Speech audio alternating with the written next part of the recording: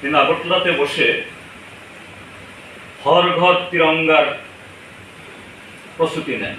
আরে এখানে তো 165 পরিবারের ঘরই নাই, আর আপনি এখানে বসে হর ঘর তিরঙ্গার আওয়াজ তুলছেন। আপনার তো লজ্জা থাকা উচিত। আর কেউ জিজ্ঞেস করছিল আমাদেরকে, কেন মুখ্যমন্ত্রী এখনো, আপনারা তো এর আগেও আইতে চাইছিলেন, আপনার গাইতে দেয় নাই,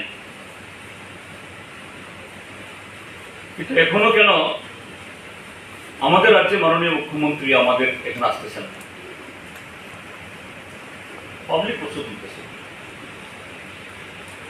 কয়েকজন বোধহয় সাংবাদিক তারও প্রশ্ন তুলছেন,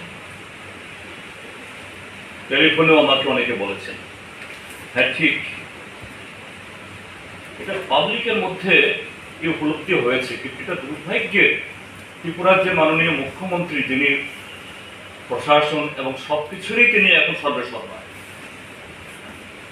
আমরা বলবো ইমিডিয়েটলি মাননীয় মুখ্যমন্ত্রী সাথে তার বিশ্বস্ত, অতি বিশ্বস্ত পুলিশের মহানির্দেশক, যাকে দিয়ে সারা ত্রিপুরা রাজ্যের মধ্যে গণতন্ত্র জবাইয়ের সমস্ত কাজে লাগাচ্ছেন, শ্রী ডিজি সাহেবকে, সাথে মুখ্য সচিব এবং রেভিনিউ সেক্রেটারিকে নিয়ে আমাদের পার্টির তরফ থেকে, আমাদের পরিষদীয় দলের তরফ থেকে এই অনুরোধ জানাবো, তিনি গন্ডাছড়াতে যান। তিনি আগরতলাতে বসে হর ঘর তিরঙ্গার প্রস্তুতি নেন। আরে এখানে তো 165 পরিবারের ঘরই নাই,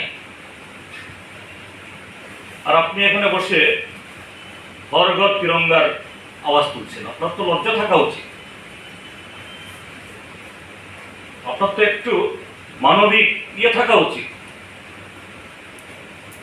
আপনি সেখানে যান।